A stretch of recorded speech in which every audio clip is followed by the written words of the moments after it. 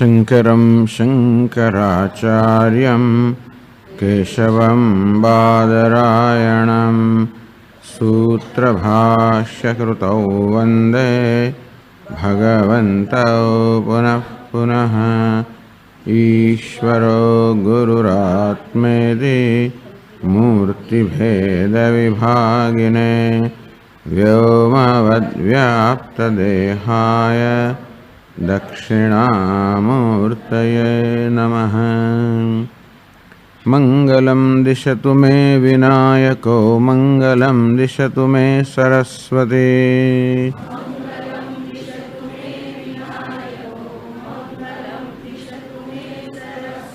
मंगलं दिशतु मे महेश्वरी मंगलं दिशतु मे सदाशिवः।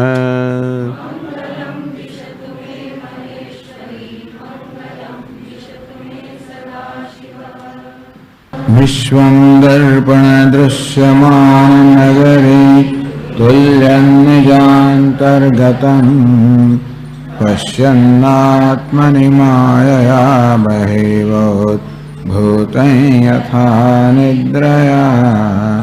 यः साक्षात् कुरुते प्रबोधसमये स्वात्मानमेवाद्वयम् तस्मै श्रीगुरुमूर्तये नमः। इदं श्रीदक्षिणामूर्तये। विश्वं पश्यति कार्यकारणतया स्वस्वामि सम्बन्धतः शिष्याचार्यतया तथैव पितृपुत्राद्यात्मना भेदतः। स्वप्ने जाग्रतिवाय एष पुरुषो मायापरिभ्रामितः तस्मै श्रीगुरुमूर्तये नमः। इदं श्रीदक्षिणामूर्तये।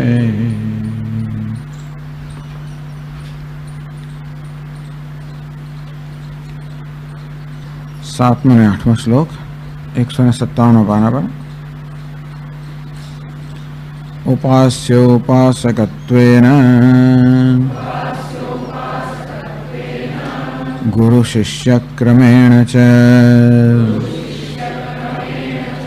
स्वामिभृत्यादिरूपेण क्रीडति स्वेच्छयेश्वरः। पितरं प्रति पुत्रो यः पुत्रं प्रति पितैव सः। एक एव हि नानेव कल्प्यते शब्दमात्रतः।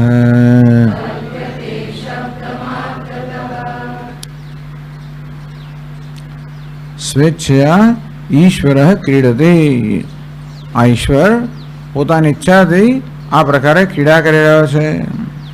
ઉપાસ્ય ઉપાસકત્વેન, જે ઉપાસના કરે છે, ધ્યાન કરે છે એના રૂપમાં, અને દેવતા જેની ઉપાસના થઈ રહી છે, પૂજા થઈ એના રૂપમાં. તો દેવતા અને એના ભક્ત બંનેના રૂપમાં. ગુરુ શિષ્ય ક્રમેણ છે, વળી ગુરુના રૂપમાં અને શિષ્યના રૂપમાં. સ્વામી ભૃત્યાદિ રૂપેણ, અને બીજા અનેક રૂપમાં. નોકર અને શેઠના રૂપમાં, ધન અને માલિકના રૂપમાં, આવા અનેક બધા રૂપમાં ઈશ્વર સ્વેચ્છા ક્રીડતી, સ્વયં પરમાત્મા પોતાની ઈચ્છા પ્રમાણે આ બધા રૂપ લઈને ક્રીડા કરી રહ્યો છે. અને તેથી આ બધા રૂપ હોય, એમની વચ્ચે સંબંધ હોય, એને કારણે ઈશ્વર એકથી વધારે હોય એવું નથી. એટલે ટીકાકારે કહ્યું કે આ શ્લોક રચવાની પાછળ વાર્તિકકારે કઈ વસ્તુને ધ્યાનમાં રાખી છે, તો શ્વેતાશ્વતર ઉપનિષદમાંથી આ મંત્ર ઉદ્ધરણ કર્યું. ન તસ્ય કાર્યમ કારણમ ચ વિદ્યતે. ભગવાનને કોઈ સ્થૂળ શરીર નથી, સૂક્ષ્મ શરીર નથી. ન તત્સમશ્ચાભ્યધિકશ્ચ દૃશ્યતે, એની સમાન કોઈ નથી, તો પછી એનાથી અધિક હોવાનો કોઈ પ્રશ્ન જ નથી. પરાસ્ય શક્તિ વિવિધૈવ શ્રૂયતે. અંતે એની પાસે શરીર પણ ન હોય અને સ્થૂળ શરીર પણ ન હોય, સૂક્ષ્મ શરીર પણ ના હોય, અને છતાં પણ આવા અનેક પ્રકારના વેશ લઈને ક્રીડા કરવા માટે જે જોઈએ એની પાસે છે. પરાસ્ય શક્તિ વિવિધા એવ શ્રૂયતે. આ ભગવાનની પરાશક્તિ છે, વિવિધ પ્રકારની પરાશક્તિ છે એવું શ્રુતિ, એવું શાસ્ત્ર કહે છે. કેવી સ્વાભાવિક શક્તિ, એનો સ્વભાવ છે. અર્થાત શક્તિ માટે એનો પણ કોઈ પ્રકારનો પ્રયત્ન નથી, સ્વભાવથી છે. સ્વાભાવિકી જ્ઞાન બલ ક્રિયા છે. સ્વભાવથી જ પરમાત્મા જ્ઞાન સ્વરૂપ છે, સર્વજ્ઞ છે, તેથી સર્વને જાણતો હોય છે. બલ ક્રિયા છે, સ્વભાવથી જ પરમાત્મા સર્વશક્તિમાન છે, જેથી એની સન્નિધિ માત્રથી દરેક વસ્તુ નિયમનમાં રહે છે, વશીકૃત થઈને નિયમનમાં રહે છે. इति श्रुत्यर्थम अनुसंधान. આ પ્રકારે આ જે શ્રુતિ કે એના અર્થ અનુસંધાન એક બાજુ છે. લોકવત્તુ લીલા કૈવલ્યમ ઇતિ ન્યાયના. તો હમણાં આપણે જોયું છે બ્રહ્મસૂત્રમાં કે કેવી રીતે જેવી રીતે આપણા લોક વ્યવહારની અંદર પણ કોઈક માત્ર ક્રીડા કરતું હોય, લીલા કરતો હોય, તેવી રીતે તેવી જ કંઈક રીતે ઈશ્વર પણ આ ક્રીડા કે લીલા કરી રહ્યો છે. ઇતિ ન્યાયન ઈશ્વર એવ અનેકધા વિભાવ્યતે. તો શ્રુતિમાં કહ્યું તે પ્રમાણે અને બ્રહ્મસૂત્રમાં ન્યાયમાં કહ્યું તે પ્રમાણે એક ઈશ્વર વાસ્તવમાં અનેક રીતે ભાસે છે. તો જો બ્રહ્મસૂત્રમાં શું કહે છે, પહેલા પૂર્વ પક્ષ કરવામાં આવે. ન પ્રયોજનવત્વાત બ્રહ્મણ જગત કર્તૃત્વ ન સંભવતી. પૂર્વ પક્ષી કહે છે ભગવાન આ પરમાત્મા કે જગતનો સર્જક ના હોઈ શકે. કેમ ના હોઈ શકે? પ્રયોજનવત્વાત કહે છે ભાષ્યકાર. અન્યથા પુનઃ ચેતન કર્તૃત્વ જગત આક્ષેપતે. વળી પૂર્વ પક્ષી બીજી રીતે, એટલે ભગવાને આ જગતનું સર્જન કર્યું. ભગવાન ચૈતન્ય છે, એવા ચૈતન્ય કે ચેતન સ્વરૂપ ભગવાને જગતનું સર્જન કર્યું એવું શાસ્ત્રો કહે છે. પરંતુ એનો આક્ષેપ કરવામાં આવે છે, તો કે એ વસ્તુ નકારવામાં આવે છે. તો ભિન્ન ભિન્ન રીતે વળી પાછો આ પૂર્વ પક્ષી છે એ બીજી રીતે આ વસ્તુનો વિરોધ કરે છે કે બીજી વસ્તુ બીજી રીતે કહે છે કે આ હોઈ ના શકે. ન ખલુ ચેતન પરમાત્મા ઇદમ જગતબિંબમ વિરેચેતુમ અર્હતિ. પૂર્વ પક્ષી કહે છે કે ભાઈ આ ચૈતન્ય પરમાત્મા આ જગતબિંબમ, ટૂંકમાં આ જે સમગ્ર જગત છે, તો એ જગતની રચના પરમાત્મા ચૈતન્ય સ્વરૂપ પરમાત્મા આ જગતની રચના કરે એ કોઈ રીતે યોગ્ય જણાતું નથી. આક્ષેપ કરે. કુતઃ શા પરથી કહો છો? પ્રયોજનવત્વાત. ન પ્રયોજનવત્વાત ન એટલે શું? ન ખલુ ચેતન પરમાત્મા ઇદમ જગતબિંબમ વિરેચિતુમ અર્હતે. આ પરમાત્મા આ બ્રહ્માંડનું સર્જન કરે એ કોઈ રીતે યોગ્ય જણાતું નથી. એવું કેમ કહો છો? પ્રયોજનવત્વાત. પ્રવૃત્તિ નામ, કારણ કે કોઈ પણ પ્રવૃત્તિ હાથમાં લેવામાં આવે એની પાછળ કશું પ્રયોજન હોવું જોઈએ. પ્રયોજન વગર કોઈ પ્રવૃત્તિ હાથમાં ધરવામાં આવતી નથી. અને જો ઈશ્વરે આ જગતનું સર્જન કર્યું એવું તમે દાવો કરતા હો તો ઈશ્વરને પણ આ જગત સર્જન રૂપી પ્રવૃત્તિની પાછળ કશું પ્રયોજન હોવું જોઈએ. એ સિવાય ભગવાન પણ સર્જન તો ના જ કરી શકે, ના જ કરે.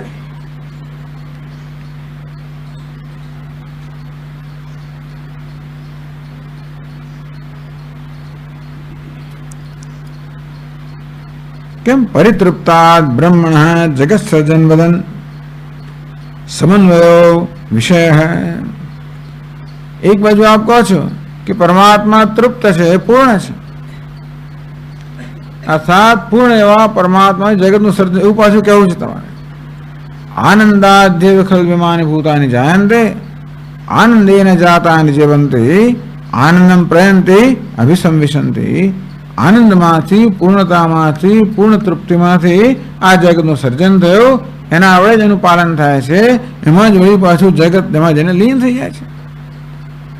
એટલે આ સર્જન કરનાર પરમાત્મા કોણ છે? પાછો ગમે તે પરમાત્મા અમે કહીએ હોય પણ તમે કહો છો પરમાત્મા પૂર્ણ છે, આનંદ સ્વરૂપ છે, પરિતૃપ્ત છે, આપ્તકામ છે. તો કેમ અભ્રાંત ચેતન યહ, ચૈતન્ય ભ્રાંત ના હોય, બુદ્ધિશાળી હોય, નિષ્ફલમ વસ્તુ ન રચાયતી. ક્યારે પણ કોઈ બુદ્ધિશાળી મનુષ્ય કોઈ કારણ વગર કશું કરે નહીં. એ પછી પ્રયોજન હોવું જોઈએ. ચેતનો હિ લોકે બુદ્ધિપૂર્વકારી પુરુષ પ્રવર્તમાન. આપણે દુનિયામાં જોઈએ છે કે જે કઈ ચૈતન્ય એટલે ચેતન પુરુષ હોય, વ્યક્તિ હોય, બુદ્ધિપૂર્વકારી, હંમેશા પોતાની બુદ્ધિનો ઉપયોગ કરીને માણસ કયું સર્જન કરે, વિચાર કરે ને કરે. પ્રવર્તમાનો પુરુષ, એ કદાચ કોઈ એવો હોય એમને એમ કામ કરતો જુદી વાત છે ભાઈ, એ પણ વાત કરશે. કોઈનું ખસી ગયું એવું કંઈ હોય, ધારો કશું કોઈ ધારો કે, અથવા કંઈ કોઈક ઊંચે ચડી ગયો હોય, ટૂંકમાં ઉન્મત્ત થઈ ગયો હોય, ટૂંકમાં કોઈ ઢીંચવાને કારણે માણસ અથવા તો ખસી ગયો હોય, એવા લોકો કદાચ કંઈક કરે, એનું આપણે દ્રષ્ટાંત ના લઈ શકીએ. કારણ કે બુદ્ધિપૂર્વકારી પુરુષ, બુદ્ધિપૂર્વક કર્મ કરનાર પુરુષ હોય છે દુનિયાની અંદર. ચેતન એટલા માટે કહે છે કે સાંખ્ય લોકો હાજર જ છે. એ લોકો ઈચ્છે છે કે આ ચેતન કોઈ દિવસ પરમાત્મા સર્જન કરી શકે જ નહીં, એટલે આ પ્રધાનનું સર્જન છે, એટલે ચેતન કરે છે. તો જગતમાં જે ચેતન છે, જીવંત પુરુષ હોય, જે બુદ્ધિપૂર્વક વિચારપૂર્વક કામ કરતો હોય, પુરુષ પ્રવર્તમાન ન મંદોપક્રમ આપી તાવત પ્રવૃત્તિમ આત્મ પ્રયોજન અનુપયોગિની આરહમાણ દૃષ્ટ. તો બુદ્ધિપૂર્વક કશું કરનારો માણસ ક્યારે પણ નાનકડું પણ કામ કરે, જ્યાં બહુ પ્રયત્ન કરવા ના હોય એવું ઓછા પ્રયત્નનું નાનકડું પણ કામ કરે. તો પણ આપણો અનુભવ છે કે આત્મ પ્રયોજન અનુપયોગિની, એ નાનકડું કામ પણ પોતાનું ઉપયોગી ના હોય એવું તો ના જ કરે, પોતાનું ઉપયોગી એવું જ કરે. બુદ્ધિશાળી માણસ નાનકડું કામ કેવું તો ગુરુતર સંરંભામ, ત્યારે બહુ મોટા ઉપાડે ચડીને કામ કરતો હોય, ખૂબ બધી જેમાં ખૂબ પ્રયત્ન રહેલો હોય, ખૂબ બધી યોજના રહેલી હોય, એવું કામ કરે ત્યારે તો એનું અંદર કંઈક સ્વાદ સિદ્ધ થતો હોય તો જ કરે. પ્રયોજનમ અનુદ્દેશ્ય ન મંદોપી પ્રવર્તતે. અને આ રીતે બહુ બુદ્ધિશાળી ના હોય એવો માણસ પણ કોઈ પોતાને સિદ્ધ કરવાના પ્રયોજન વગર કશું કરતો નથી. નિષ્ફલમ વસ્તુ દર્શાયતી, પોતાને કંઈ ફળ ના મળતો હોય કોઈ દાડો કોઈ રચના કે કામ કોઈ કરે જ નહીં, એવો ન્યાય છે, એવો નિયમ છે. તો ભગવાને સર્જન કર્યું છે, આ નિયમનો વિરોધમાં છે કે નથી ભાઈ? એની સંદેહ. ભગવાન પણ ચેતન છે, સર્વજ્ઞ છે, બુદ્ધિશાળી છે, અને આટલું મોટું ઉપાડ આટલું રચના કરી છે, એની પાછળ ભગવાનનું કોઈ વ્યક્તિગત પ્રયોજન ખરું કે નહીં ભાઈ? બંને રીતે તકલીફ છે. વ્યક્તિગત પ્રયોજન હોય તોય તકલીફ છે, અને ના હોય તોય તકલીફ છે.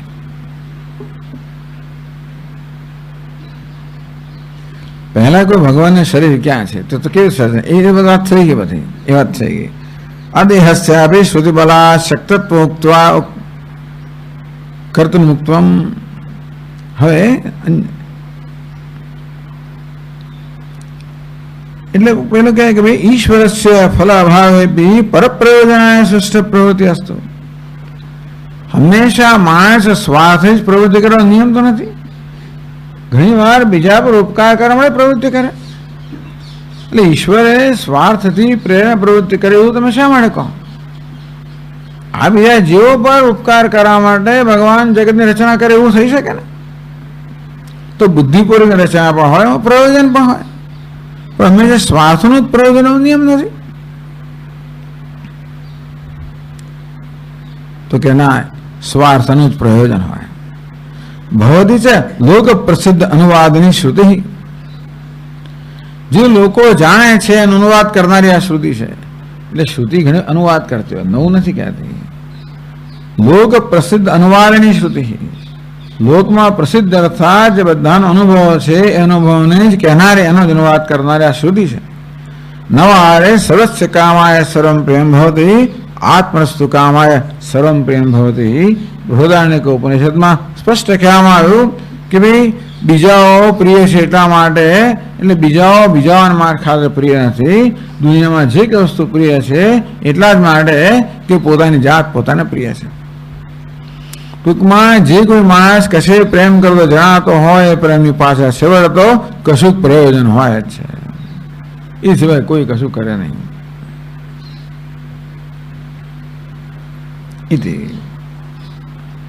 ટૂંકમાં યા પ્રેક્ષાવત પ્રવૃત્તિ સા સફલાર્થાય તે લોક પ્રસિદ્ધિ.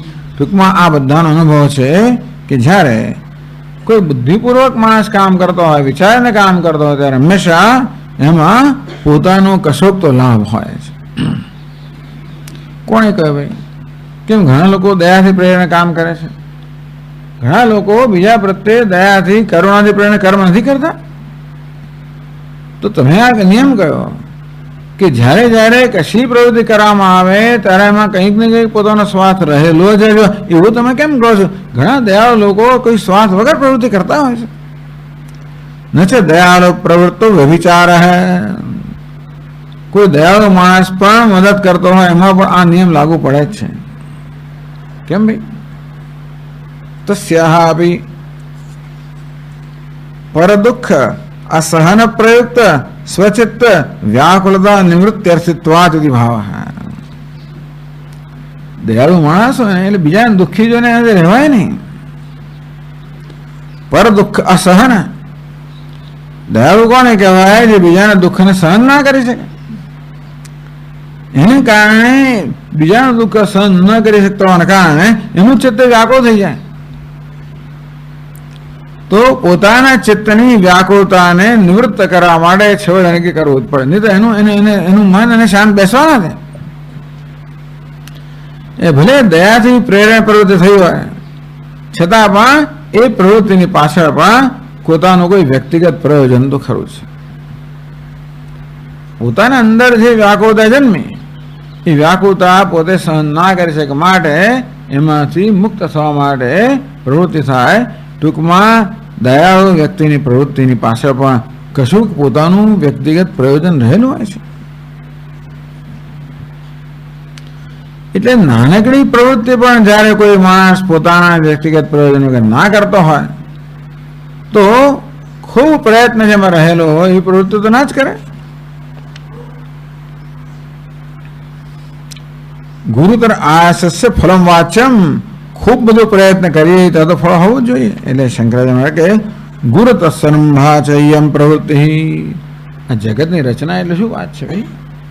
ઉચ્ચાવચ પ્રપંચમ જગતબિંબમ વિરચયિતવ્યમ.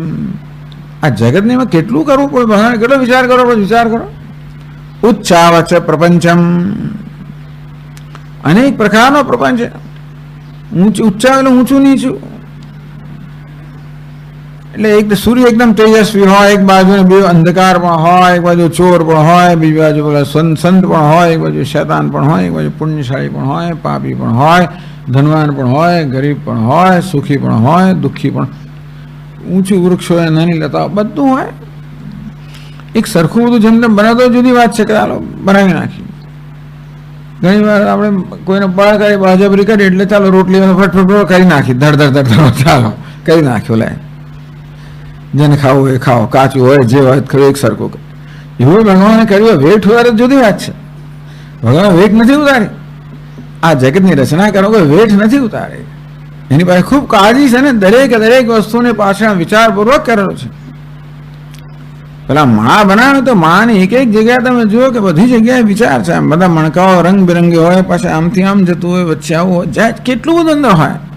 નહીં તો એક સીધા પેલા માળખાલે આમ કરીને ગલો માળા થઈ ગઈ, એ જુદી વાત છે. સ્વેટર ભર્યું નરે આટા પેલા દોરા ભર્યું, જુદી વાત છે. પણ એમ પછી આમનું હોય ને આ ડિઝાઇન પેલા શક્કરપારાને પેલું હોય, જાત એવું તો હોય ત્યારે સમજ છે કે ભાઈ આ બધી વસ્તુઓ બહુ વિચારપૂર્વક થઈ છે. આ જગત કે વેઠ નથી અને એક દાડામાં થઈ ના જાય. એની પાસે કેટલો વિચાર હોવો જોઈએ, અને વિચાર એટલો પૂરતો કેટલો પ્રયત્ન હોવો જોઈએ ને. સૂર્ય રચવા માટે એક પ્રકારનો પ્રયત્ન, ચંદ્ર તદ્દન શીતળ, પેલો તદ્દન ગરમ. એટલે એ બધાની પાછળ કેટલી બધી કેટલો વિચાર. એટલે કહે છે કે ભાઈ ગુરુતર સંરંભા છે એમ પ્રવૃત્તિ યત ઉચ્ચાવચ પ્રપંચમ જગતબિંબમ વિરચયિતવ્યમ. આ પ્રકારનું જગતની રચના કરવાની હોય ત્યારે એમાં તો કેટલો બધો આયાસ જોઈએ, કેટલી બધી યોજના જોઈએ, કેવો મહાન પ્રયત્ન જોઈએ. અને તો એનું તો કંઈ ફળ હોવું જોઈએ ને. માણસ નાનકડું કામ પોતાનું પ્રયોજન વગર ના કરતો હોય તો આટલું મોટું કામ ભગવાન કરે તો કશું કંઈ હોવું તો જોઈએ.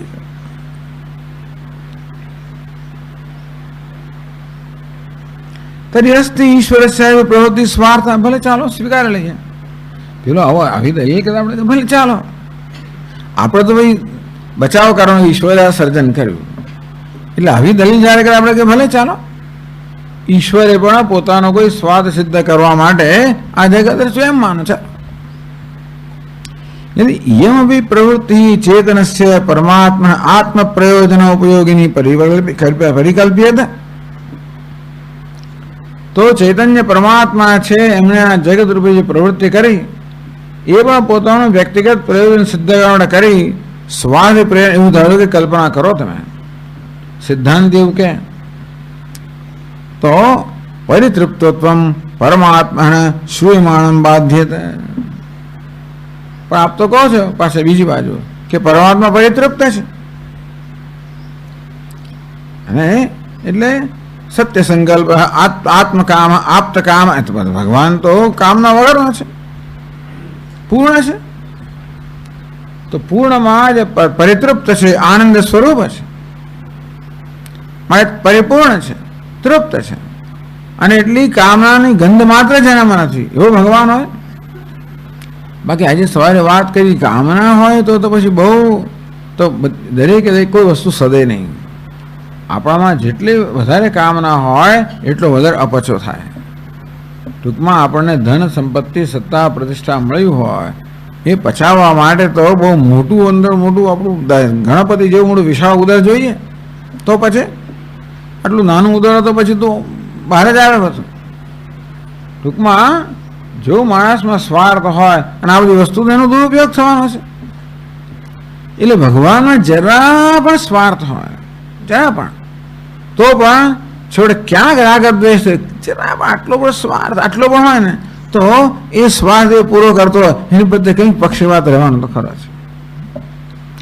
થોડોક એના જરાક પ્રેફરન્સ મળે, પક્ષપાત થોડો થાય, અને થોડુંક જરાક આમ રાખવામાં એવું થાય ખરું. અને એલર્જી છે, દૂર રાખવાનું ચાલો એવું હોય તો. એટલે જરા પણ અતૃપ્તિ હોય, જરા પણ જરૂરિયાત હોય, જરા પણ ઈચ્છા હોય તો પક્ષપાત થવાનો, અન્યાય પણ થવાનો જ. અને અન્યાય તો ક્રૂરતા વગર થાય ને, નિષ્ઠુરતા વગર ના થાય. આમ વૈષમ્ય નૈર્ઘૃણ્ય, પક્ષપાત પણ થાય અને નિષ્ઠુરતા પણ દાખવાય. તો આપણે એને ભગવાન કહી ના શકીએ પછી. એટલે પરિતૃપ્તત્વ પરમાત્માના શ્રૂયમાણમ બાધ્યત. ભગવાને પણ પોતાના વ્યક્તિગત સ્વાદ સિદ્ધ કરવા માટે જો આ રચના કરી હોય તો ભગવાનની પૂર્ણતા છે એ પૂર્ણતા પર આઘાત થાય. એટલે ભગવાનને પૂર્ણ કહી જ ના શકાય. પૂર્ણતા અને સ્વાર્થ બે સાથે હોય ના શકે.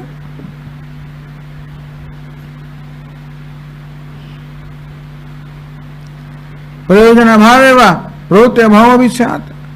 ના ના, ભગવાન તો પૂર્ણ છે. ભગવાન પૂર્ણ હોય તો એને પ્રયોજન ના હોય, પ્રયોજન હોય તો પૂર્ણ ના હોય, પૂર્ણ હોય તો પ્રયોજન ના હોય. હવે દરેક પ્રવૃત્તિ પાછળ પ્રયોજન તો જોઈએ જ. ભગવાન પૂર્ણ હોય તો પ્રયોજન ના હોય તો પ્રવૃત્તિ ના હોય. એટલે ભગવાને ના કર્યું હોય એનો અર્થ એવો છે. પ્રયોજન અભાવ એવા પ્રવૃત્તિ અભાવ અવિસ્યાત. તેથી ભગવાન પૂર્ણ હોવાના કારણે કોઈ વ્યક્તિગત પ્રયોજન નથી, તો પછી આ જગતની રચનાની પ્રવૃત્તિ પણ ના હોઈ શકે.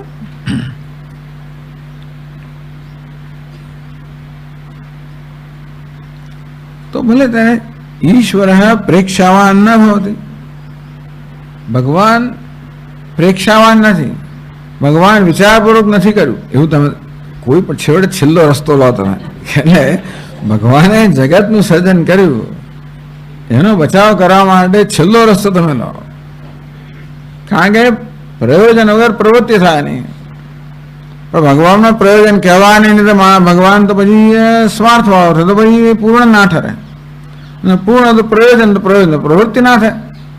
ભગવાન પૂર્ણ પણ છે, ચૈતન્ય પણ છે, સ્વાર્થ પણ નથી અને જગતનું સર્જન પણ છે. તો શું કરું? તો ચાલો ભગવાને વિચાર કર્યા વગર કર્યું એમ માની લો.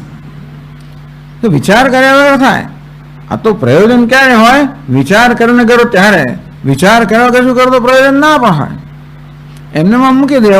વાત કરતા કરતા જાત જાતનું થતું હોય બધું, એવું એની પાસે કંઈ પ્રયોજન ના હોય. વાત કરતા કરતા હાથ ઊંચા નીચે થતું હોય એનું કંઈ પ્રયોજન ના હોય, ખબર ના હોય. એવું કર્યું ભગવાને. ઈશ્વર પ્રેક્ષાવાન ન ભવતી. ચાલો, ઈશ્વર છે પ્રેક્ષાવાન નથી, એટલે વિચારપૂર્વક આ બધું નથી કર્યું. ઇતિ આશંક્ય શ્રુતિ વિરોધમ. એવો પક્ષ તમે લેશો તો તમે તમારા શાસ્ત્રોનો વિરોધ કરશો. અચ્છા, ચેતનોપી સન્ન ઉન્મત્ત. આવું કોણ કરે? ઉન્મત્ત એટલે જેનું ચસકી ગયું હોય એ એવું કરે. એ પ્રવૃત્તિ કે એની પાછળ કોઈ પ્રકારની વિચાર ના હોય, વિવેક ના હોય. બુદ્ધિ અપરાધાત અંતરેણી આત્મ પ્રયોજન પ્રવર્તમાન દુષ્ટ. એટલે ભગવાન ચૈતન્ય કરો, પરંતુ બુદ્ધિ અપરાધાત કે બુદ્ધિમાં ગડબડ થઈ ગઈ એના કારણે પ્રયોજન આત્મ પ્રયોજન અંતરેણી તો થાય. પ્રેક્ષાવાન નથી, બુદ્ધિપૂર્વક નહીં કામ કરતો, બુદ્ધિમાં કંઈક દોષ આવી ગયો.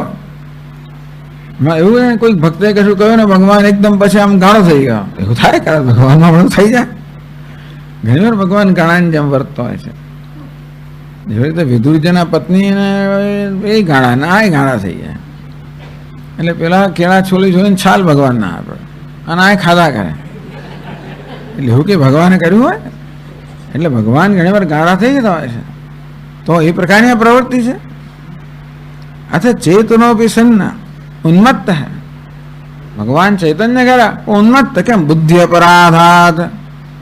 બુદ્ધિને કોઈ અપરાધને કારણે. અંતરેણ આત્મ પ્રયોજનમ, પોતાના પ્રયોજન વગેરે છે પ્રવર્તમાનો દુષ્ટ હૈ. ભગવાન એ પ્રકારે પ્રવર્તમાન થયો આ સર્જનમાં, એવું તમે કહો. તથા પરમાત્મા પ્રવર્તિષ્યતે ઉચ્ચતે. દુનિયામાં એવું દેખાય છે. કોઈક આવો ઉન્નત માણસ હોય, ગાળો હોય, બુદ્ધિમાં કે બુદ્ધિ બહાર મારી ગયો, ચસકી થઈ ગયું, અને તો પોતાના કોઈ પ્રયોજન વગર પણ પ્રવૃત્તિ કરતો જણાય છે. એ પ્રકારે પરમાત્માએ પ્રવૃત્તિ કરી હોય એવું જો તમે કહેવા માંગતા હોય, એવું પેલો પૂર્વ પક્ષી કહે છે. તથા સતી સર્વજ્ઞત્વમ પરમાત્મા શ્રૂયમાણમ બાધ્યતે. તો પછી પરમાત્મા સર્વજ્ઞ છે. એ સર્વજ્ઞ સર્વવિદ, બધું સામાન્યતયા જાણે છે અને વિશેષતયા પણ જાણે છે. અને તો પછી ઉન્મત્ત નો તો જાણતો નથી. ઉન્મત્ત નથી કે પોતે શું કરે છે એનું ભાન નથી. એનો અર્થ છે કે એ વખતે જાણતો નથી. એ સર્વજ્ઞ ના કહેવાય. સર્વજ્ઞ શું કોને કહેવાય? જે બધું જ બધા જ વખતે જાણતો હોય. ઉન્મત્ત કોને કહેવાય? ક્યાં તો મગજ બહેર મારી ગયું, ચસકી ગયું, કે પછી કંઈક ઢીંચ્યું, કંઈક એવું બધું કર્યું. આવા કોઈ પણ વખતે માણસ પોતે શું કરે છે એનું ભાન નથી હોતું. એટલે કે એ સમયે માણસ જાણતો નથી કે પોતે શું કરી રહ્યો છે. ભાઈ પછી જ્યારે એ માણસ જ પાછો ભાનમાં આવે ત્યારે અમે શું કર્યું, પછી આપણે બહુ ઘણું માણસ આમાં ક્રોધમાં આવીને કશું કરે ત્યારે એવો જ થઈ જતો હોય છે. કોઈ પણ આવે કે પ્રેમ માણસ કશું કામ કરે ત્યારે પાછળથી એની જ પસ્તાવ થઈ કરે મેં આ કર્યું, પણ તેઓ તેને ભાન નથી. ભગવાને પણ એવો કોઈ આવેગમાં કશેક બુદ્ધિના અપરાધને કારણે કર્યું એવું હોય તો એનો તો સર્વજ્ઞ ના કહેવાય. એ સર્વ સમયે સર્વ જાણતો હોવો જોઈએ. તથા સતી બુદ્ધિ અપરાધ એટલે વિવેકના અભાવને કારણે કર્યું હોય તો એને સર્વજ્ઞ ના કહેવાય. તથા સતી સર્વજ્ઞત્વ પરમાત્મા શ્રૂયમાણમ બાધ્યતે. તો શ્રુતિ ભગવાનના સર્વજ્ઞતાનું પ્રતિપાદન કરે છે, એનો વિરોધ થશે. એ તો આપણે પોસાય નહીં. શ્રુતિ તો પ્રમાણ છે, મારે શ્રુતિ વિરોધ પણ ના પોસાય. ભગવાન ચૈતન્ય હોય જે પણ એ જળ હોય એ ના પોસાય. ભગવાન પૂર્ણ હોવો જોઈએ, એનો સ્વાર્થ હોય પણ ના પોસાય. ભગવાનનું સર્જન બુદ્ધિપૂર્વક કાર્ય હોવું જોઈએ, ગમે તેમ હોય પણ ના પોસાય. આ બધું આપણે જોઈએ. ભગવાન ચૈતન્ય હોવો જોઈએ, પૂર્ણ હોવો જોઈએ, સર્વજ્ઞ હોવો જોઈએ, અને જે સર્જન કર્યું છે એ સર્જન બુદ્ધિપૂર્વક ન હોવું જોઈએ, અને છતાં એમાં સ્વાર્થ ન હોવો જોઈએ. હવે આ બહુ અઘરી પરિસ્થિતિ છે. એટલે અઘરો પક્ષ છે એનો વેદાંતને બચાવ કરવાનો. કેટલા આક્રમણ હવે થાય ને, એટલે આજે એક આક્રમણ થયું, આ પૂર્વ પક્ષ થયો ન પ્રયોજન વત્વા, આખું પૂર્વ પક્ષ સૂત્ર છે.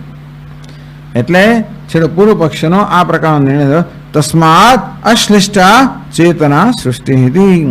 અને તેથી આ ચેતન પરમાત્મામાંથી આ સર્જન થયું હોય એ કોઈ રીતે સંભવિત નથી, તર્ક સંમત નથી. આવું પૂર્વ પક્ષ થાય ત્યારે ઉત્તર આપે છે, લોકવત્તુ લીલા કૈવલ્યમ. લોકવત્તુ લોકની અંદર જેવી રીતે, એટલે વ્યવહારની અંદર લીલા કૈવલ્યમ, માત્ર કેવળ લીલા કે ક્રિયાની પ્રેરણાને વ્યવહાર થાય છે, નથી થતો એવું ને. એટલે આ બધા નિયમનો અપવાદ કાઢ્યો. એને જે નિયમ બતાવ્યા એનો અપવાદ કાઢ્યો. એને શું નિયમ બતાવ્યા કે ચેતન માણસ ચેતન હોય, બુદ્ધિશાળી હોય, એ ક્યારે પણ પોતાના વ્યક્તિગત પ્રયોજન કે સ્વાદ વગર કશું ક્યારે કરે નહીં. તો જો કરે છે, શું નિયમ, શું અપવાદ બતાવ્યો? આ રાજા હોય, એવો બુદ્ધિશાળી માણસ હોય, એ પણ પોતાના કોઈ પ્રયોજન વગર આવું કરતો હોય છે, નથી કરતો એવું નહીં. તું શબ્દેના આક્ષેપમ પરિહરતી. આજે લોકવત્તુ લીલા કૈવલ્યમ 158 પાના પર લખ્યું છે એ સૂત્ર, એમાં તું જ આવ્યો ને, તું શબ્દેને આક્ષેપમ પરિહરતી. આગળ જ આક્ષેપ કરવામાં આવ્યો કે ક્યારે પણ ચેતન બુદ્ધિશાળી મનુષ્ય કોઈ પ્રયોજન વગર કશું ના કરે તો કે એ આક્ષેપનો પરિહાર કરવામાં આવે છે. લોકવત્તુ યથા લોકે કસ્યચિદ આપ્તૈષણસ્ય રાજ્ઞઃ રાજા માત્યસ્ય વા વ્યતિરિક્તમ કિંચિત પ્રયોજનમ અનભિસંધાય કેવલમ લીલારૂપાઃ પ્રવૃત્તયઃ ક્રીડા વિહારેષુ ભવન્તિ. દુનિયામાં જે કોઈ રાજા હોય એને કંઈ ખૂટતું જ નથી ને. આપ્તૈષણસ્ય રાજ્ઞઃ, આ રાજા છે ને બધી ઈચ્છાઓ પૂરી થઈ ગઈ. રાજા પાસે બધું જ છે હાથમાં, એટલે રાજાની બધી ઈચ્છાઓ પૂરી થયેલી જ છે. ટૂંકમાં આ પ્રવૃત્તિની પાછળ રાજાએ પોતાની વ્યક્તિગત ઈચ્છાઓ પૂરી કરવાનું નથી. રાજ અમાત્યસ્ય છે, તો રાજાનો અમાત્ય હોય એ પણ એવો જ છે, ધનવાન છે, પ્રતિષ્ઠિત છે, સત્તાવાન છે, એને પણ કંઈ ખૂટતું નથી, એને પણ કંઈ એમાંથી સિદ્ધ નથી કરવાનું. તો પણ વ્યતિરિક્તમ કિંચિત પ્રયોજનમ અભિસંધાય, પ્રયોજનમ અનભિસંધાય, કોઈ પ્રકારના પ્રયોજનનું અભિસંધિ કર્યા વગર કેવલમ લીલારૂપાઃ પ્રવૃત્તયઃ ક્રીડા વિહારેષુ ભવન્તિ. એ રાજા પણ ઘણી વાર બસ એમ જ રમત કરતો હોય, ક્રીડા કરતો હોય, ક્રિકેટ રમતો હોય. નાટકમાં ઘણા રાજાઓ જાત જાતનું કરતા હોય. ઘણા લોકોને ગાવાનો શોખ હોય, ઘણા નાટકનો શોખ હોય, રમત ગમતનો શોખ હોય છે રાજાઓ. નરે પેલા સિંહાસનમાં બેસી જેવું નથી હોતું, રાજકાજ કરે, આવું પણ શોખ પણ હોય રાજાને. બગીચાનો ગમે તે શોખ હોય, પોતાના શોખથી પ્રેરણા પણ રાજા કામ કરે ને. રાજાનું દ્રષ્ટાંત કેમ આવ્યું? કારણ કે એને કંઈ ખૂટતું જ નથી, એની એવી કોઈ ઈચ્છા ન પૂરી થયું બન્યું જ નથી. એવું પણ બસ શોખથી પ્રેરાયને માત્ર ક્રીડા વિહારેષુ. તો હવે ક્રીડામાં વિહાર કરતો હોય ત્યારે કોઈ પ્રકારના વ્યક્તિગત પ્રયોજનની અપેક્ષા વગર જ આવી પ્રવૃત્તિ દેખાય છે ભવંતી.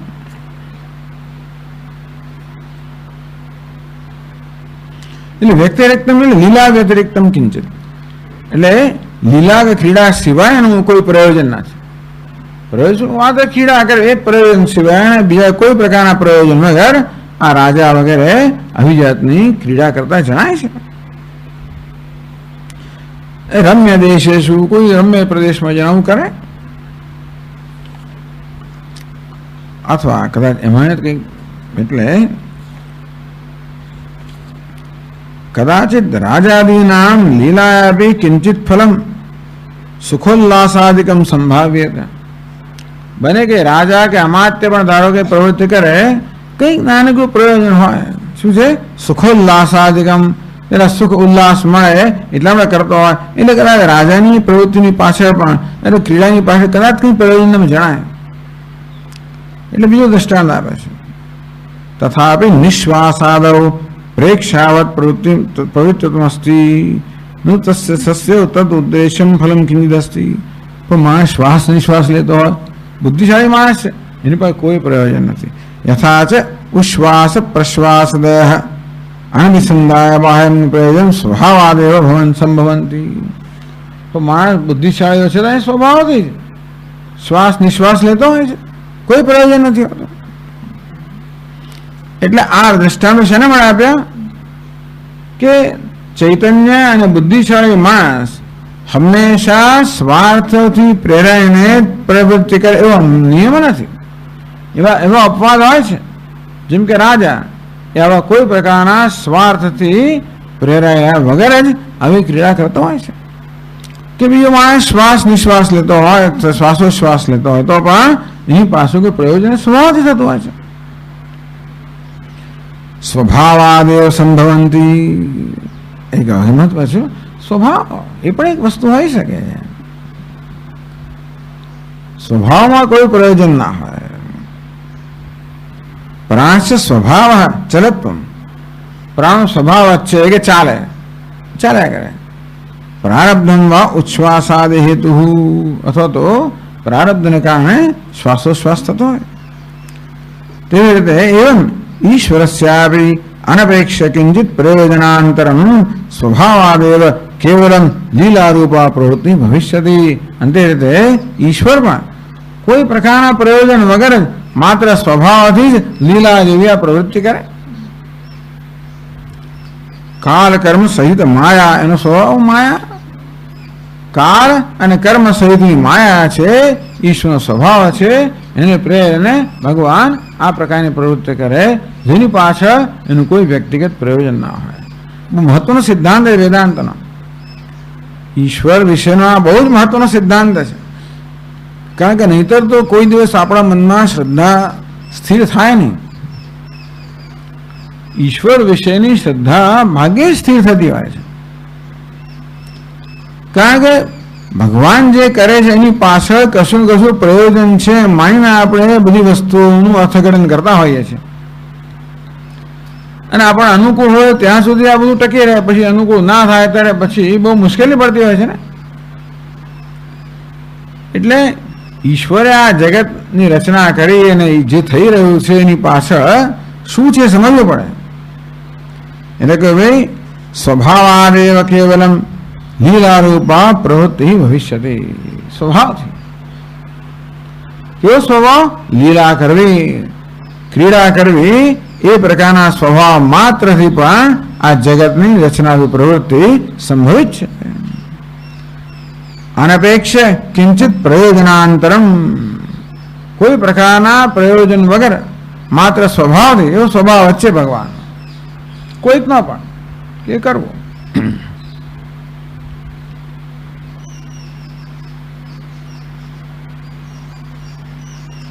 નनु ઈશ્વરસ્ય જગત રચનાયાઃ કેવલ લીલાત્વમ કિમિતિ ઉચ્યતે. બોલો પૂછે કે ભાઈ ભગવાને આ જગતની રચના કરી એ માત્ર લીલા જે છે એવું શા માટે કહો છો? ફલમ એવો કિંચિત કલ્પ્યતામ. ભગવાને પણ આ જગતની રચના કરવાની પાસે કંઈ પ્રયોજન હોય એટલે બીજા બધા આચાર્યો કોઈ પ્રયોજન બતાવે. ભગવાન એકલો પડી ગયો, જરા થોડો કંટાળ્યો એટલા માટે એને રચના કરી. જાત તો કઈ ને કઈ જાત જાતનું પ્રયોજન બતાવે. એટલે કે છે નહીં ઈશ્વરસ્ય પ્રયોજનાંતરમ નિરૂપ્યમાણમ ન્યાયતઃ શ્રુતિતો વા સંભવતી. ભગવાનને કોઈ પણ પ્રકારનું પ્રયોજન હોય એનું શાસ્ત્રમાં પણ સમર્થન નથી કે પછી વિચાર કે ન્યાયથી પણ તર્કથી પણ સમર્થન નથી. ઈશ્વર ને ઈશ્વર કેવો જ હોય? ઈશ્વરમાં ઈશ્વરનું નામ જ ઈશ્વર પડ્યું.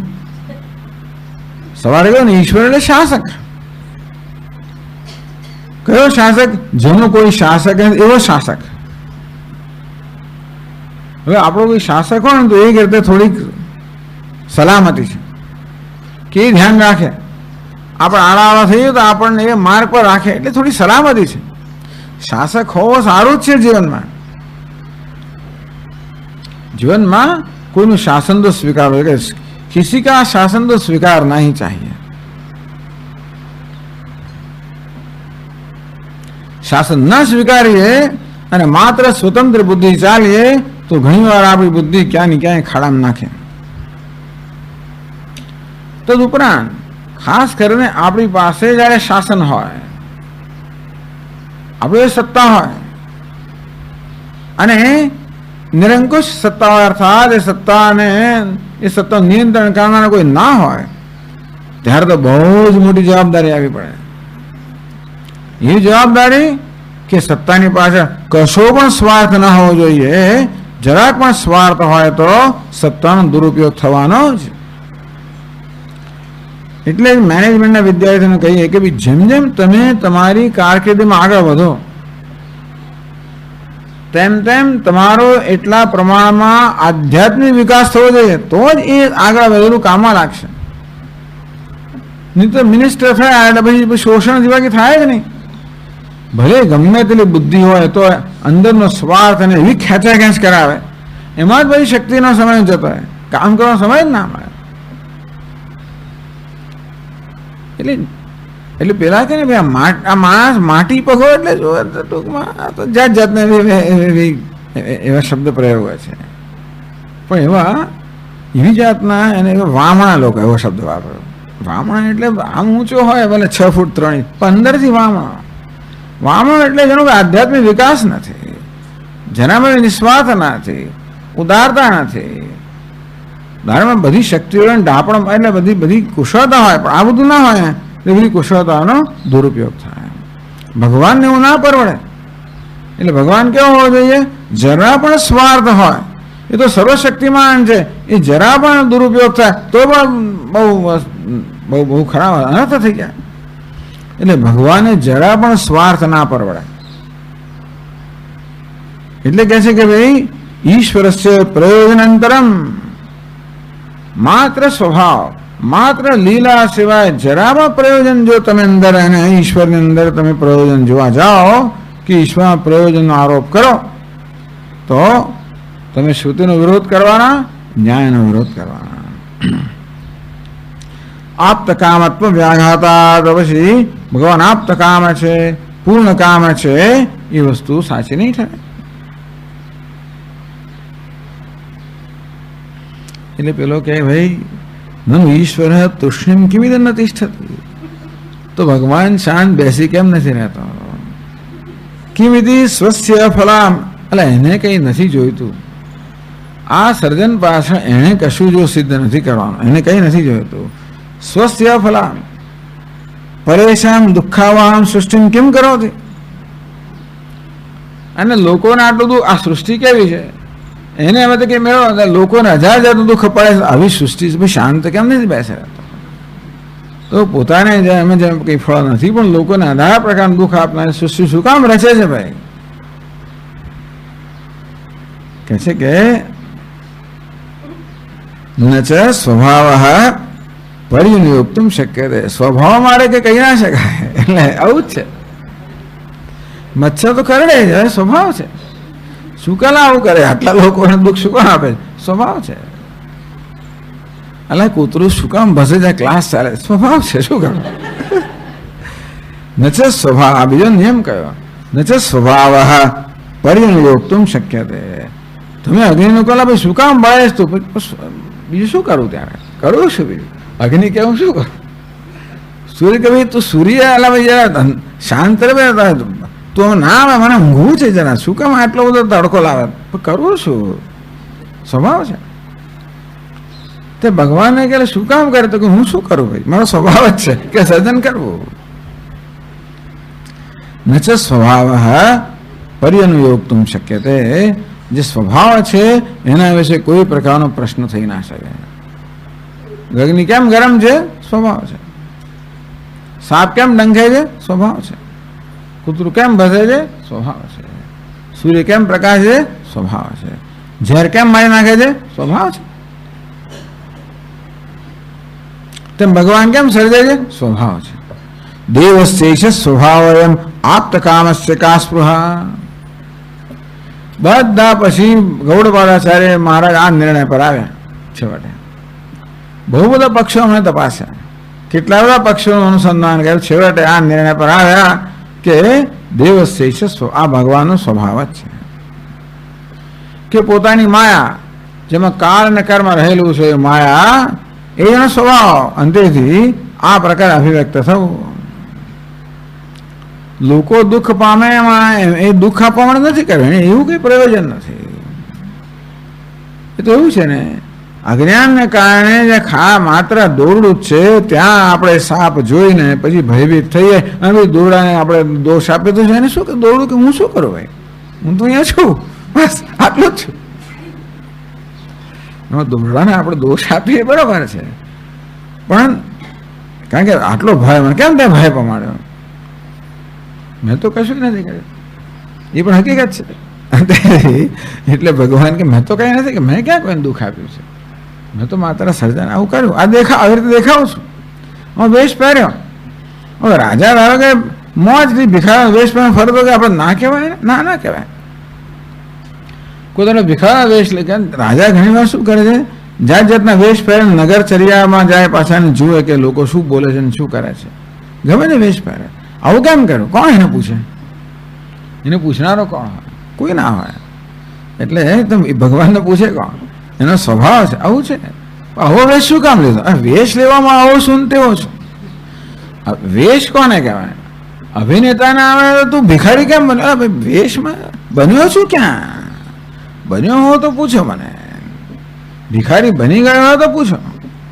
આ તો માત્ર ભાષું દેખાવું છું, મોજ કરું છું, એમાં શું?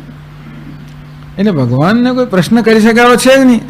આવું કેમ કરે? આ તો મેં વેશ પહેર્યો છે, આ જગત વેશ પહેર્યો, આવો કેમ વેશ પહેર્યો? તમે શું ફેર પડે છે? આમાં શું ખોટું? તું મને કહેવાય હવે એમાં ખોટું કહીએ આપણે. આમાં પાછો ભગવાનની રચનામાં સુધારો કરવા જઈએ તો આપણે જ છેવટે મુશ્કેલીમાં આવી જાય. ખરેખર આપણે એમ લાગે છે જો ભગવાન મને કહે તો આ બધું સરખું કરી આપો, એટલે ભાઈ તું સરખું કઈ થતું નહીં સરખું. મેલ કરવા જ મોશે ને મોજી, પાછા હતા ત્યાં ત્યાં આવી જાય. ખરેખર એવું જ છે. અને માટે બુદ્ધિપૂર્વકની વાત તો એ છે કશી વસ્તુમાં ફેરફાર ઈચ્છા જ ના કરવી. આપણે ઈચ્છા કરી એનો અર્થ એ તો કે ભગવાને સર્જન કર્યું એમાં આપણે ફેરફાર સૂચવીએ છીએ, ભગવાનના સર્જનમાં વાંધા વાચકા પાડીએ છીએ ને કે તું આમ કર ભાઈ, એમ કરે છેવટે આપણે જાણીએ છીએ કે ઈચ્છાના પરિણામમાં શું થાય છે. ઈચ્છાનું પરિણામ દુઃખ સિવાય બીજું કશું હોઈ શકે જ નહીં. કારણ કે ભગવાનની રચનાની અંદર આપણા પાછું ફેરફાર કર્યો. જેમ સ્વામી દયાનંદ મહારાજ કે ને તો પોતાની બુદ્ધિનો મોટો ઉપયોગ કરે એકવાર બેઠા બેઠા કે ભગવાનની રચનામાં થોડો સુધારો કરાય કે ના કરાય? તો કરાય, કેમ ના કરાય? અમે વિચાર્યું કે ભગવાને ના કહી એમ મૂક્યું છે, બરોબર નથી મૂક્યું. પેલો સામે વાળો છીંક ખાય અને બધા બેગનામાં આવી જાય ને માને પછી આ બધા જાત જાતનું એટલા બધા આ રોગચાળો ફેલાય છે. આ નાક આ ખોટી જગ્યાએ છે. પેલો બીડી પીતો હોય ને એના ધોળા અહીંયા જ આવે બધા. અને તેથી એમણે વિચાર્યું કે ચાલો આપણે નાક છે ને માથા પર મૂકીએ તો બધા સારું. ખરેખર અને તો પછી પેલો બીડીના ધુમાડા બહાર તો ઉપર જતા ને, નાકમાંથી ધુમાડા કાઢ તો ઉપર જતા ને, અને છીંક ખાય તો ઉપર જતું. એટલે ટૂંકમાં આપણે કશું ના થાય, ખુશ થયા. પોતાના આ વિચાર આવી રહ્યા હતા કે જો ભગવાનની રચનામાં પોતે કંઈક સુધારો સૂચવ્યો, બહુ ખુશ થયા પોતાની બુદ્ધિ પર. પછી એક દિવસ ક્યાંક પ્રવચન માટે બોલાવ્યા હશે અને પછી પ્રવચન પહેલાં કે ચા કોફી વગેરે હશે. એટલે સ્વામીજી શું જોઈએ આપને? લઈ લો, આપ જે જોઈએ. તો પછી પશ્ચિમમાં તો આવું થાય ને, આપણા અહીં હિન્દુસ્તાન આપણે આપીએ શું જોઈએ મહારાજ, ત્યાં તો લઈ લેવાનું હોય. હવે ચા અને કોફી પણ કઈ ચા ને કઈ કોફી તો હાથમાં લઈને સૂંઘો તો ખબર ના પડે. તો કહું આ માથા પર ઓલો તમે સૂંઘો કેવી રીતે? પછી રેડીએ તો જ ખબર પડે. તો ખબર ના પડે. એટલું જ નહીં, પરંતુ તમે ખાઓ છો હવે શું છે એ ક્યારે ખબર પડે? ખાવાનું મળો જરા પેલા નાક પાડે થઈને જાય ત્યારે ખબર પડે કે આ દાળ છે ને કઈ જાતની સુવાસ છે, શું છે શું નહીં, એટલે લસણ નાખ્યું છે તો ખબર પડે, ને ખબર ના પડે ત્યારે. એટલે એ તો કે નાના ભાઈ ભગવાને મૂક્યું છે, બરોબર જ મૂક્યું છે આ જગ્યાએ. એટલે એક આ ચેલેન્જ છે. આ સૃષ્ટિમાં કશો પણ ફેરફાર તમે સુધારો કરો તો નોબેલ પ્રાઇઝ તમે તો બધા એ બધું પ્રાઇઝ મળી જાય. જરા પણ સુધારો કરો એ શું છે સમજવાના જ નોબેલ પ્રાઇઝ છે, એમાં સુધારવાના નથી. ભગવાને કર્યું છે સમજના જ આ પ્રાઇઝ છે. અથવા તો એણે કર્યું છે એમાં જરા આ બેને ભેગા કરીને જરા એણે જે જાતની સંભાવનાઓ મૂકી છે એ સંભાવનાનો ઉપયોગ કરવાના આ નિયમો, એના આ બધા ઇનામો છે. કોઈ નવો નિયમ શોધી નથી બનાવ્યો નથી, નવો નિયમ બનાવ્યો નથી. અને ભગવાને જે સંભાવના મૂકી છે એથી વધારે કોઈ કશું કરી શકે નહીં.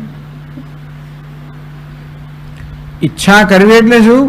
ભગવાને જે રચ્યું છે એમાં વાંધા વચકા પાડવા.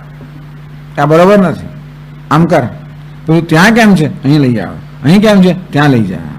ભગવાન કે લે ભાઈ લઈ ગયો. એ તો બધું આ જન્મથી કરતો આવ્યો છે. આપણે ઈચ્છાઓ કરતા આવ્યા છે અને ભગવાન જન્મથી ઈચ્છા પૂરી કરતો જ આવ્યો છે, અને છતાં ઈચ્છાનો કોઈ અંત આવ્યો નથી. સારું છે કે સર્વશક્તિ એને થાક નથી લાગતો. બાકી અસંખ્ય જીવને અસંખ્ય ઈચ્છાઓ પૂરી કરતા કરતા થાકી નથી જતો. સારું છે, એને જરાય થાક નથી લાગતો. પણ આ બધા દ્વારા આટલો જ બોધ લેવાનો કે ભાઈ આ ઈચ્છા કરવી એમાં કોઈ ડાપણ નથી. ઈચ્છા કરીએ એટલે આપણે અલ્પ બુદ્ધિ નક્કી કરીએ કે આપણે માટે શું હિતમાં છે, એના કરતાં એને સોંપવું. પ્રસાદ અને ઇન્દ્રએ કહ્યું કે ભાઈ વરદાન માંગ, હું તો ખુશ છું, તું વરદાન માંગ. તો કે મહારાજ મારે માટે જે સૌથી વધારે હિતકર હોય એનો નિર્ણય કરીને આપ જ વરદાન આપો. ઇન્દ્ર કે એવું તો કે હોતું હશે, વરદાન માગવાનું હોય, આપ કે મારે અપાય નહીં. વરદાન એટલે માગવાનું હોય ને વરદાન કહેવાય. તો તારે બદલે હું માંગી ગયો છું, વરદાન માગવાનું હોય. યાદ છે તેથી વરા તો માગવાનું કામ તારે બદલે હું કેવી રીતે કરી શકું? એ તારે જ કરવું પડે. તમારી ઈચ્છા ભાઈ, તમે કોઈ વર આપીશ. વર એટલે શ્રેષ્ઠ વસ્તુ આપવાનું વચન આપણે આપ્યું છે. અને આપને એમ લાગતું હોય કે ના આપી શકો તો કઈ વાંધો નહીં, કે શ્રેષ્ઠ મારે મળે શું છે એનું નિર્ણય હું કરી શકું એમ નથી. પણ હું માગું તો એ ખોટું શ્રેષ્ઠ ના હોય તો હું આપવા તૈયાર ને તો કઈ વાંધો નહીં. પ્રતાપ કે ભલે હું વર વગરનો રહી જઈશ.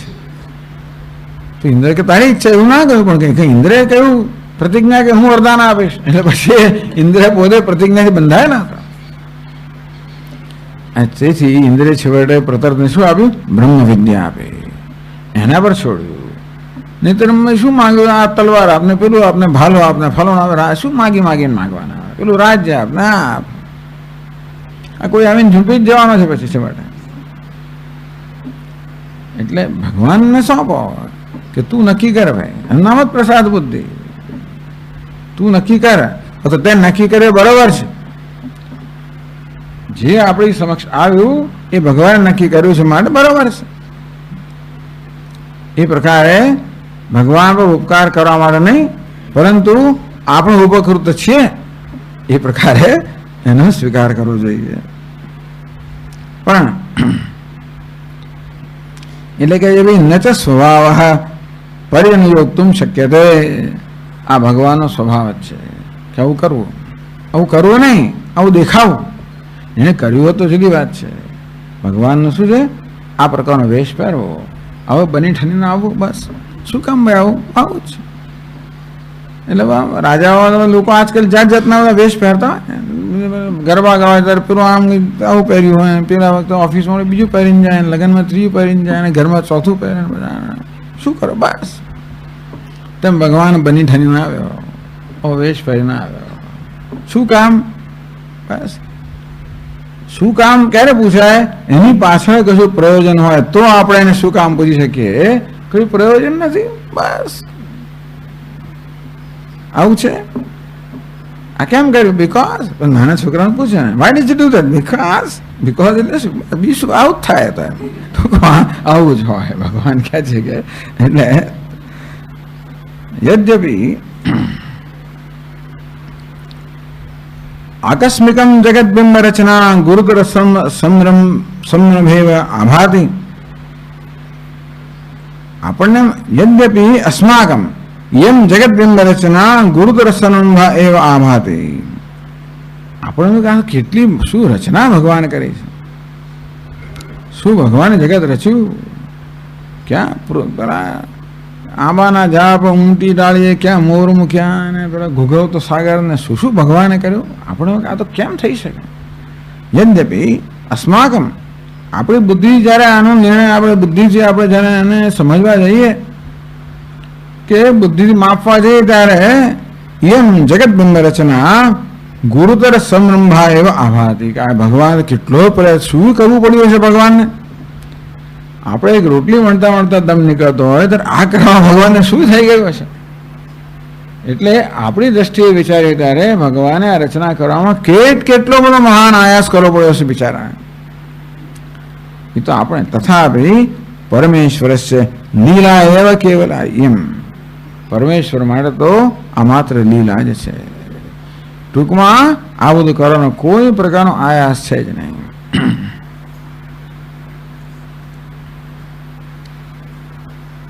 સ્વભાવને તો એટલે શું છે? સ્વભાવ કોને કહેવાય?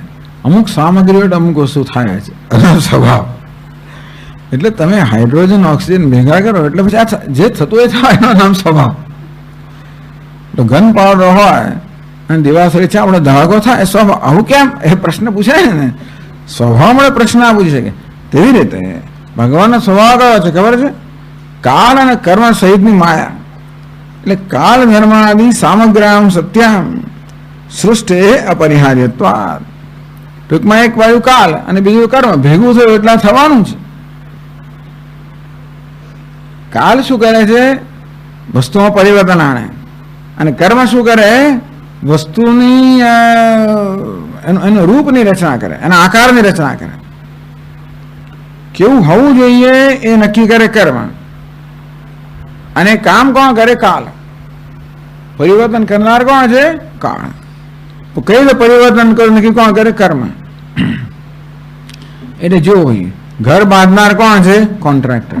તો ઘર કેવું હોવું જોઈએ નક્કી કરનાર આપણે હોઈએ.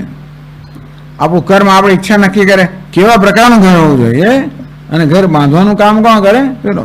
એ બે વસ્તુ ભેગી થઈ કોન્ટ્રાક્ટર ને આપણી ઈચ્છા એટલે ઘર બંધાવવાનું જ છે. ઘર બંધાવવા માટે સામગ્રી કેટલી જોઈએ? તો કોન્ટ્રાક્ટર જોઈએ અને આપણી ઈચ્છા જોઈએ એટલે ઘર બંધાવવાનું છે. એ કેમ બાંધ્યું? પણ આ સામગ્રીઓ તો થવાનો જ છે. ટૂંકમાં કારણ હોય એટલે પછી કાર્ય થવાનું. એનું સ્વભાવ.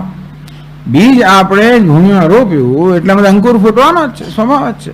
કારણ કે અંકુરને જન્મવા માટે સામગ્રી જોઈએ, બીજ જોઈએ, ભૂમિ જોઈએ, જળ જોઈએ. એ સામગ્રી અંકુર ફૂટવા પછી તમે પ્રશ્ન કરો એનો અર્થ નથી ને. તેમ ભગવાનની માયા છે અને કાળ અને કર્મ સહિતની માયા છે. નામ સ્વભાવ. આ હોય એટલે થયા જ કરવાનું. કાળનો સ્વભાવ જ છે કર્યા જ કરવાનો. કોઈ ધારો શાંત બેસે જ નહીં. કાળ કહું ધારો શાંત બેસે જ નહીં. આખું કંઈ કર્યા જ કરવાનો. પરિવર્તન કર્યા જ કરે. ઘણા તો સ્વભાવ છે ને, ઘણા સ્વભાવ હોય છે એ કોઈ ધારો શાંત બેસે જ નહીં. ઘાલમેલ શંકર ખાટ ફીટ્યા કઈ નક્કી કર્યા જ કરે. આ કાળનો સ્વભાવ જ છે કે કાળ હોય એટલે પરિવર્તન કરે ભલે ભલી વસ્તુમાં. અને એને પરિવર્તન કરવાની પેલી પ્રેરણા કોણ આપે? કર્મ. કરનાર એક હોય અને સળી કરનાર બીજું હોય. તો કે કાળને સળી કોણ કરે? કર્મ. આ કાળ ને કર્મ ભેગા થયા એટલે થવાનું જ. આનું નામ સ્વભાવ. તેથી ઈશ્વરનો સ્વભાવ છે કે કાળ ને કર્મ સહિત માયા છે એટલે આ રચના થવાની જ. એટલે એમાં તમે શું શા માટે એવો પ્રશ્ન કરી શકો જ નહીં. અને તમને એમ લાગે છે કે આ પ્રકારનું સર્જન કરવામાં ભગવાનને કેટલો પરિશ્રમ પડ્યો છે. પણ તમારે જાણવું જોઈએ કે ભગવાન માટે તો આ માત્ર કેવલા લીલા એવા, આ માત્ર લીલાથી વધારે કાંઈ જ નથી. કેમ? અપરિણ શક્તિત્વાદ. ભગવાન કહે છે તેની શક્તિની કોઈ સીમા જ નથી. સીમિત શક્તિ હોય ત્યારે ઘણો પ્રયત્ન કરવો પડે. પગની શક્તિ સીમિત થઈ ગઈ, ઉઠવામાં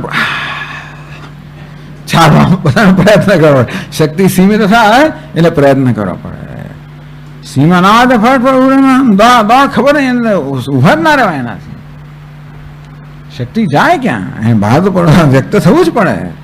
ભગવાન અપરિમિત શક્તિ છે, એના માટે ગમે તેવી રચના કરો, કોઈ પ્રકારનો આયાસ નથી.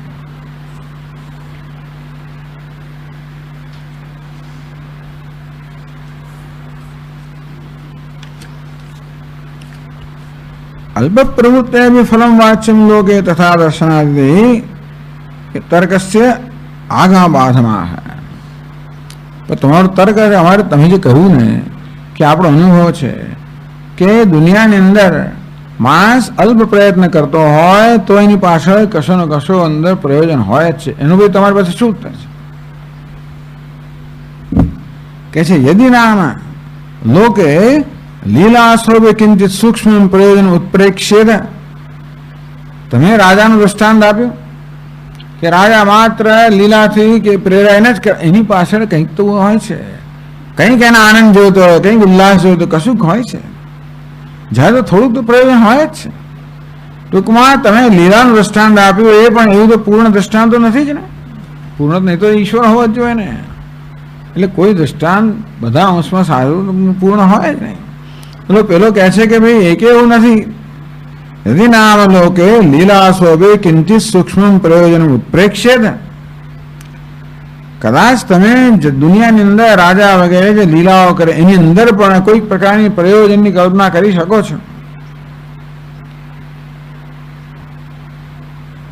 તથાપિ નૈવત્ર કિંચિત પ્રયોજન ઉત્પ્રેક્ષિતુમ શક્યતે.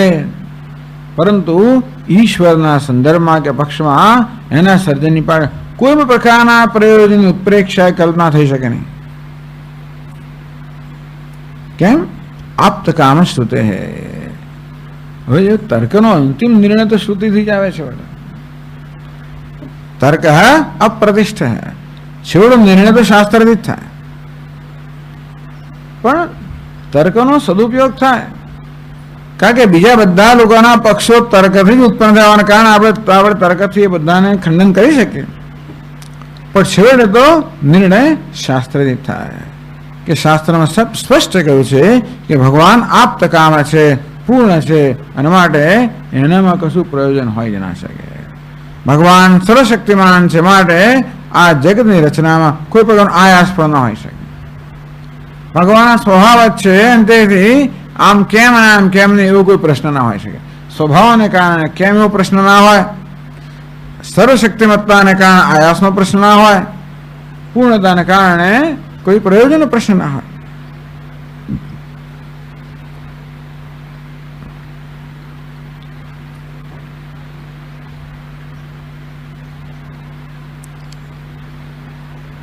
નાપી અપ્રવૃત્તિ ઉન્મત્ત પ્રવૃત્તિર્વા. એટલે એવું છે ને, આટલી બધી શરતો માણસ કશું કરે જ નહીં. ખરેખર જો સામાન્ય સંજોગોમાં કોઈ પ્રયોજન પણ ના હોય, કશું તો માણસ બેસી રહે. એટલે તો ભગવાને તો એનો થઈ તો કે ભગવાને કર્યું જ નથી. આ તમે જે કહો છો એ પરથી લાગે છે કે આ ભગવાને નથી કર્યું. એટલે બધું કહે છે કે બીજા, એટલે ટૂંકમાં એની પાછળનું પ્રયોજન આ તો પ્રધાને જ કર્યું છે. એટલે કહે છે કે ભાઈ ના આપી આ પ્રવૃત્તિ એમ ના માનો કે ભગવાન નથી કર્યું. ઉન્મત્ત પ્રવૃત્તિર્વા, અથવા તો ગાણાની જેમ એમને એને સર્જન કર્યું વિચારો, એવું પણ નથી. કેમ? સૃષ્ટિ શ્રુતે હે સર્વજ્ઞત્વ શ્રુતે છે. કારણ કે સો કામયત બહુશ્યામ પ્રજાય સતપોતપ્યત સતપસ્તપ્વા ઇદગુમ સર્વમ અસૃજત. શાસ્ત્રમાં સ્પષ્ટ કે ભગવાને સર્જન કર્યું છે, એટલે ભગવાન સર્જન ના કરે એવું નથી. અને જો જોડે ગાણપણથી પણ નથી કર્યું. સતપોતપ્યત સતપસ્તપ્વા, અર્થાત ભગવાનની સયસ્ય જ્ઞાન એમ તપ, ભગવાન સર્વજ્ઞ છે, અને માટે આ એની ઉન્મત્ત પ્રવૃત્તિ પણ નથી, અપ્રવૃત્તિ પણ નથી.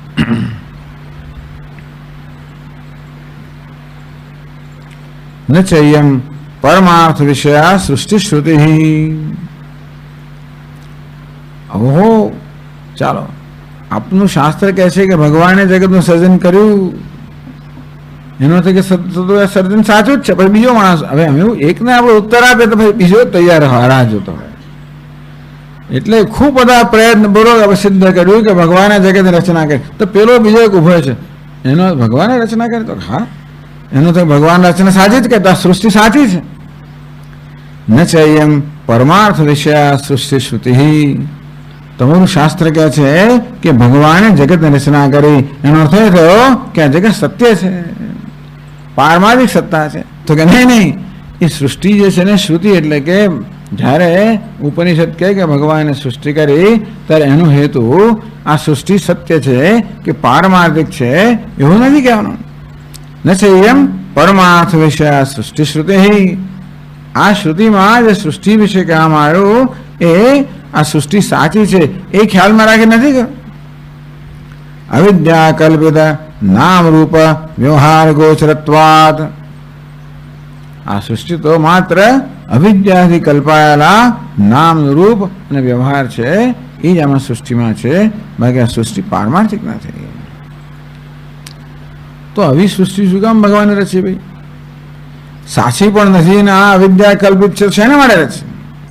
બ્રહ્માત્મ ભાવ પ્રતિપાદન પરત્વાત છે ઇદમપી નૈવ વિસ્મર્તવ્યમ. છેવટે ભગવાને આજે સર્જન કર્યું છે એની તો માથાકૂટ કરી કરીને, ટૂંકમાં છેવટે માથાકૂટ કરી કરીને માણસમાં ક્યારેક અક્કલ આવશે. બડા સ્વામીજી કે હજી બહુ પકવા, આ જગત તો ભઠ્ઠી છે, આ જીવોને પકાવી પકાવી પકાવીને છોડે પરિપક્વ બહુ વર્ષો લાગે, બહુ જન્મ લાગશે. પણ ભગવાન ખાઈ પીને મંડ્યો જ છે. એક જ એને ઇજારો જ લીધો કે આને કેમ મુક્ત કરવો, ગમે મુક્ત થવો કે નહીં થવો એ તો ઘડવાનો ઇજારો લઈને જ બેઠો છે. તમારે ઘડાવું હોય કે નહીં હોય એ તો હથોડોને છીણી લઈને બેઠેલો જ છે. તેથી ઘડવાનો જ, પકાવવાનો, આ જગતની ભઠ્ઠીમાં પકાવવાનો. ટૂંકમાં આ ભઠ્ઠી જો ક્યાં રચ્યું જેથી જીવો પરિપક્વ થઈને છેવટે શુદ્ધ બને, તેજસ્વી બને અને મુક્ત બને. બ્રહ્માત્મા પ્રતિપાદન પરત્વાત છે. આ શાસ્ત્રમાં સૃષ્ટિનું વર્ણન શેના માટે છે? આ સર્વ બ્રહ્મ છે કહેવા માટે. જો સૃષ્ટિ સાચી ના હોય તો શા માટે આ શાસ્ત્રમાં સૃષ્ટિનું વર્ણન છે? એ જ કહેવા માટે કે જે કાંઈ છે બ્રહ્મ છે. સર્વમ ખલુ ઇદમ બ્રહ્મ. વાસ્તવમાં જે કાંઈ છે એ બ્રહ્મ છે, એ પ્રતિપાદન કરવા માટે શાસ્ત્રમાં સૃષ્ટિનું વર્ણન છે. એ જરૂરી છે. વર્ણન છે બધા ઈશ્વરે કરવું છે પણ નક્કી થયું. બ્રહ્માત્મભાવ પ્રતિપાદન પરત્વાચ ઇત્યદપી, એ તો આગળમાં કહી ગયા છે, ન વિસ્મૃત. પછી ભૂલી ના જશો ને પછી નવી દલીલો શરૂ થાય. પણ આ તો આપણે વાત થઈ ગઈ છે. શાસ્ત્રમાં સૃષ્ટિનું વર્ણન કેમ છે? આ સમગ્ર જે બ્રહ્મ છે એનું પ્રતિપાદન કરવા માટે, જેથી સૃષ્ટિને બરાબર સમજવાથી મનુષ્ય પોતાના બ્રહ્મપણાને પ્રાપ્ત કરી શકે. નહીં સમજે તો સમજશે ક્યારેક, એને છેવટે અનેક જન્મ સંસિદ્ધ લોકો સૃષ્ટિની ખોટી સમજે છે, કઈ વાંધો નહીં. પણ એમાં ભગવાનની યોજના એવી છે કે જે પ્રકારે સમજવું એમ સમજો, એના પરિણામે ભગવાન એવા અનુભવ કરાવે છે કે છેવટે એની સમજ સાચી થશે અને છેવટે બ્રહ્માત્મા પ્રાપ્ત થશે. એટલા માટે આ છે, એ પણ તમારે ભૂલવું ના જોઈએ. એટલે લોકવત્તુ લીલા કૈવલ્યમ, એ સૂત્ર પ્રમાણે અહીંયા વાર્તિકકાર કહે છે. એટલે આ બધું દુનિયામાં આ બધા વ્યવહારો છે, પિતા અને પુત્રનો વ્યવહાર, ગુરુ અને શિષ્યનો વ્યવહાર, ઉપાસ્ય ઉપાસકત્વેન ગુરુ શિષ્ય ક્રમેણ જ સ્વામી ભૃત્યાદિ રૂપેણ ક્રીડતી સ્વેચ્છા ઈશ્વર. એક જ ઈશ્વર સ્વેચ્છાથી સ્વભાવથી પ્રેરાય ઉપાસ્ય પણ એ છે, ઉપાસક પણ એ છે. અર્થાત જેની ઉપાસના કરવામાં આવે છે, આરાધના કરવામાં આવે છે, ભક્તિ કરવામાં, એ પણ એ ભગવાન છે, આરાધના કરનાર પણ એ જ છે. હવે તમે એને શું કહો? કેમ ફળ ના આપ્યું? કોને કોને ફળ ના આપ્યું? આપણે પ્રશ્ન કરીએ ભગવાન કેવો છે, આટલું કર્યું છતાં કરતો નથી, પણ કોને માટે નથી કરતો? આપણે હવે એવું છે ને કે ભાઈ તું આમ હું ટપલા મારતો તો મને શું કહી શકો? હું તમને ટપલા મારતો તો તમે પૂછી શકો, હું આમ કહ્યું તો તમે પૂછનાર કહો આવું કેમ કરો છો? તેવી રીતે ઉપાસના કરનાર પોતે જ છે. અને તેથી ધારો કે એને ફળ ના આપ્યું તો એને પોતાને જ ફળ નથી આપ્યું ને બીજા કોઈ ના આપ્યું, જુદી વાત છે. એટલે તમે પ્રશ્ન શું કરી શકો? સ્વેચ્છયા ક્રીડતી ઈશ્વર, ઈશ્વર પોતાની ઈચ્છાથી ક્રીડા કરી રહ્યો છે. ક્રીડામાં પ્રશ્ન હોય જ ને. ક્રિકેટનો 11 જણને શું કામ રાખ્યા? એક 2 પાર્ટી શું કામ પાડી? એક બોલ શું કામ રાખ્યો? શું કામ મારવા? શું કામ દોડ કરો છો? એક ફૂટબોલની પાછળ શું કામ દોડો? બધાને એક ફૂટબોલ આપી દો, લોકોને ઘર બેસા લોકો કેમ નથી કરતા? કારણ કે બસ લીલા ક્રીડા કોને કહેવાય? 11 ખેલાડીઓ કેમ? બસ 11. એ ક્યાં મને ખબર છે ક્રિકેટમાં 11 ને પેલામાં 11 શું કરો? બસ 11. 9 હોય તો 9, એમણે જેટલા રાખ્યા હોય તેટલા ખરા. આ પીચ આટલી લાંબી કેમ રાખી? બસ એવું છે, આટલી.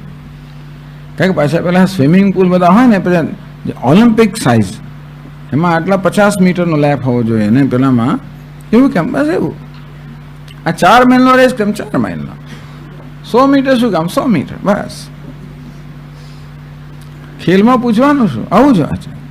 તેથી આ ખેલ માટે કોઈ પ્રશ્ન હોય ના શકે. એટલા માટે સ્વેચ્છા શું કામ ઉપાસક બન્યો? શા માટે ના બનો? પ્રશ્ન એ છે ને, શા માટે નહીં એવો પ્રશ્ન પૂછાય. શા માટે પ્રશ્ન પૂછે ને ઉત્તર આવે છે, કેમ નહીં? શા માટે નહીં? બાળકોને આવો જ ઉત્તર આપવો જોઈએ. આમ શું કામ કરું? ભાઈ કેમ ના કરું? આ બિચારા આ મા બાપ શું કામનો ઉત્તર આપવા જાય? ફસાઈ જ જાય. કે ઉત્તર આવે પેલો પ્રશ્ન કર્યા છે, કેમ નહીં તું ઉત્તર આપ? એટલે એટલા ભગવાન આવું જ કહે છે, શું કામ નહીં? તો આમ કેમ કરું? કેમ ના કરું? તું મને કે શું કરો બીજું? તું મને કે. એનું આપણી પાસે ઉત્તર છે જ નહીં.